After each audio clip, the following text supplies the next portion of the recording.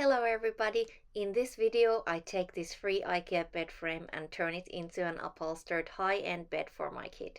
And what's best for pennies? You won't believe the results when I'm done, so please stay tuned. I'm going to be making over his entire room in an upcoming video, and this incredible flip will be part of that transformation. Oh, and I've never made anything like this before, so I've tried to plan things carefully, but I'll also need to come up with solutions as I go. So let's get started. I'm going to start by preparing the frame and making some changes to it. These details are a bit inlaid and I need it to be flush, so I'm measuring everything to get some supplies. Here I have a little helper. We are cutting everything to size.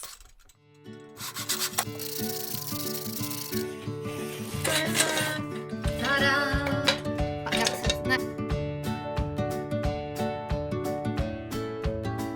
Tällä naputtelet sitä sinne. Aloitat tuolta siellä. Joo, se kuvaa. Yeah. At this point I realized I have to build the frame to see exactly how high I want to make the headboard, and also just how to go forward with the upholstery. I have two of these mattresses from IKEA and I want to use both of them to make the mattress look thicker. Then, if my son's friend comes over for a sleepover, the other mattress can be used for them. I'm also measuring everything for the foam padding, but I don't know what I'm going to do with the legs yet.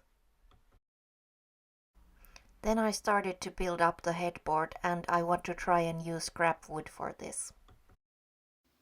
I've wanted a brad nailer for a long time and I finally bought one.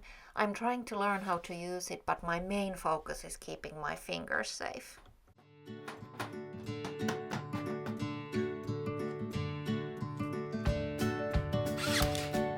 Yes!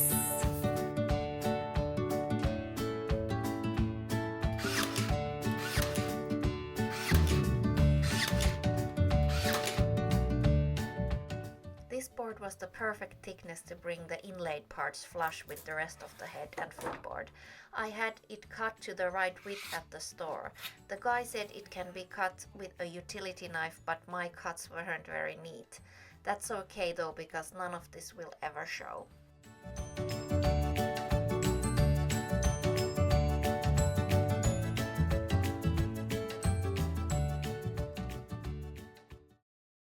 Once I had them cut, I marked where I need to attach them and then drilled pilot holes before I put screws in to make everything nice and flush.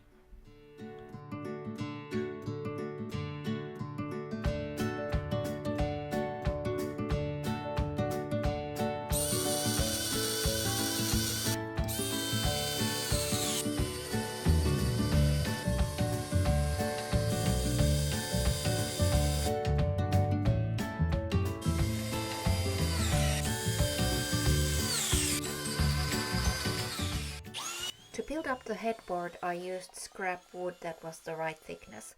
Looks like I forgot to film the whole process, but I even used the guardrail that came with the bed to get the height I wanted.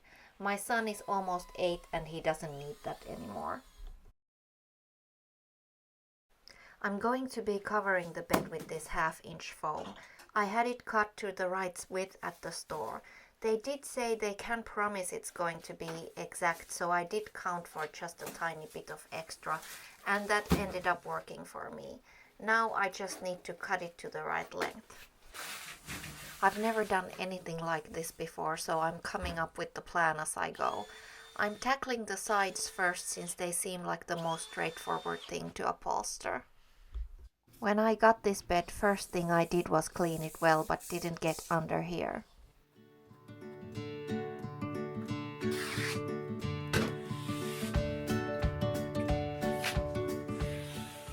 This foam is so thin it's really easy to cut with scissors. Once I cut the foam to size, I attached it to the frame with spray glue. I didn't want to use anything super strong or smelly because it is a child's bed, so it did take me a while to get the foam to stick to the MDF.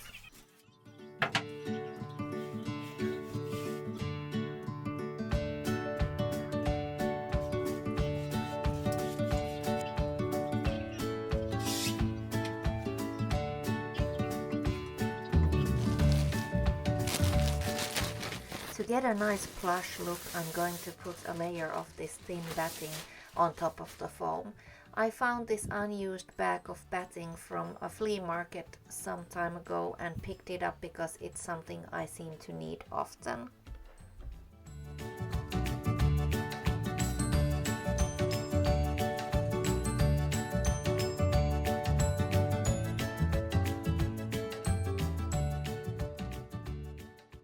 This is the fabric I'm going to be using to upholster the bed. I wanted to get a neutral color that would work with many different colors and styles. This fabric was a wonderful linen blend. It felt like it was fantastic quality and was only €5 per meter, which was a steal. I'm starting by covering the ends of the bed frame sides. I'm using fabric glue for this part and just making sure the fabric fits nice and snug on top. I wanted to use a generous amount of glue to make sure they stay in place. While I was waiting for the glue to dry, I cut 2 long pieces to cover the sides with. I need these pieces to fold over the edge to form a seam allowance, so I can sew them to the next piece of fabric. For them to be neat and flat though, I need to gather them tightly and evenly. I'm hand stitching and using tape to do that. This is the piece I need to sew them to. I'm starting by stapling one edge. I'm placing my fabric so that the metal rail will cover the edges of the fabric. I'm starting from the middle and as I go, pulling the fabric slightly towards the ends of the piece. I want the fabric to be tight both vertically and horizontally.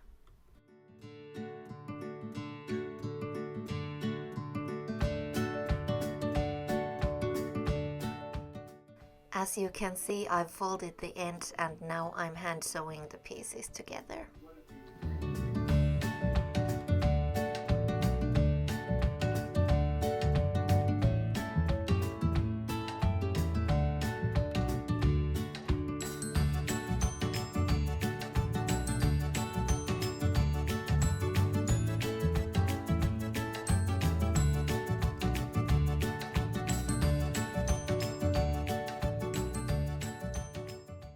Now I'm going to attach the metal rails and you will see how nicely it covers these edges. First, I'm trimming off any excess fabric. This frame is MDF and it's definitely not as durable as wood.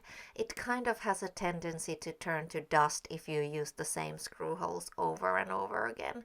Who knows how many times this frame has been taken apart and put together again. It did feel sturdy to me, but I added some glue to the screw holes for some added grip. And now the sides are ready and this is how they're looking. Now that I'm starting to work on the head and footboards, I had to decide what to do with the legs. And I decided to cut them off and replace them with something else. That will come later though, and now I just need to repeat the upholstery process.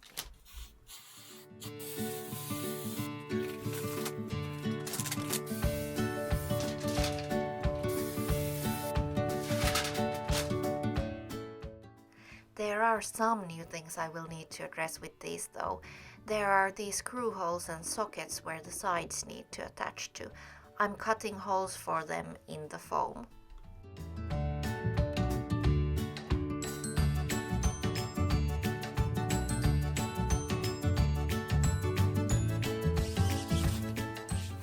I want to use these thrifted leather covered buttons on the head and footboards. I'm just trying to determine where I want them and then drill holes for them. I left the foam a bit wider than the headboard so that it will fold over and cover the sides nicely once the fabric goes on.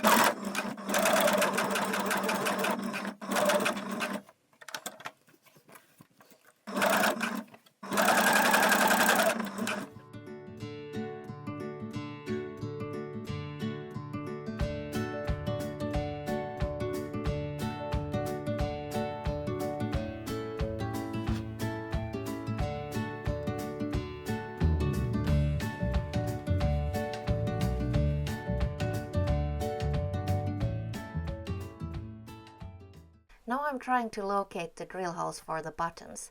Attaching them is a little tricky. I need to tie the buttons so that the knots are under the upholstery because I don't want them to show. Maybe there's an easier way to do this, but I don't know what that is. So far it's all looking good, but this is the part I'm most anxious about. I actually already made one cover for the headboard where there was holes for these giant screws that hold the bed together, but the screws were so ugly I redid the whole thing. That means I'm going to have to leave the screws under the upholstery, thus making it impossible to take the frame apart. But it is a tiny bed, so I think that's acceptable.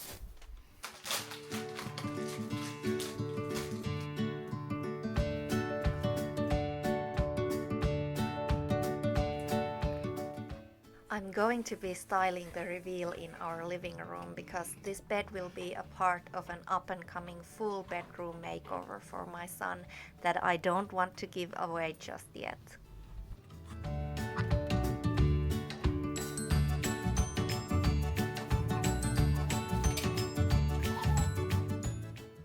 Now I'm just hand stitching the rest of the seams together. I actually really enjoy hand stitching.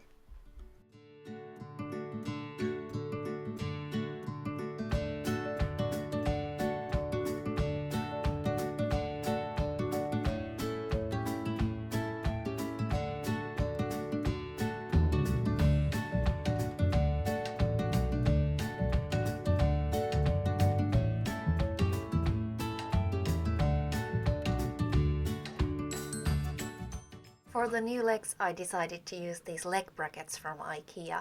I'm also using sofa legs from IKEA. If I made this project again, I might leave the foam off from this underside. That would make attaching these brackets easier, but I took my time and carefully marked the place for them. To make holes on the upholstery, I used a little punch tool I had from a press button set. It was like meant for this job.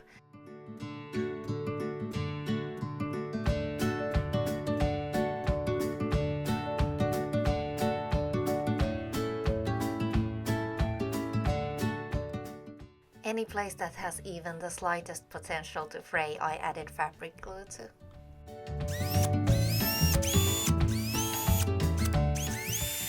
Then I pre-drilled holes for the screws and attached the brackets. They went on really tight and felt sturdy, which was a relief.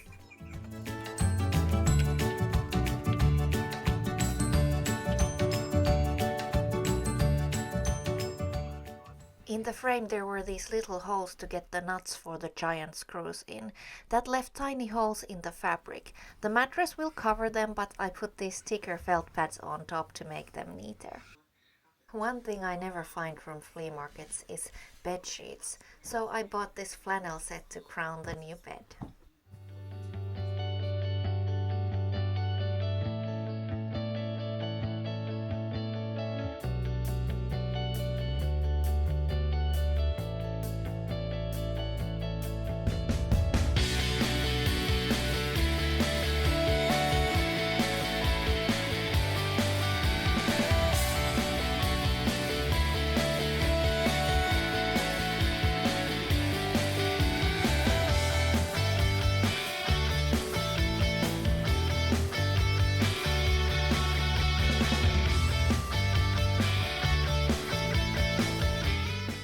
I'm so happy with how this turned out, and remember, the bed is a part of a full bedroom makeover coming later, so if you liked it, don't forget to subscribe to my channel to see everything still to come.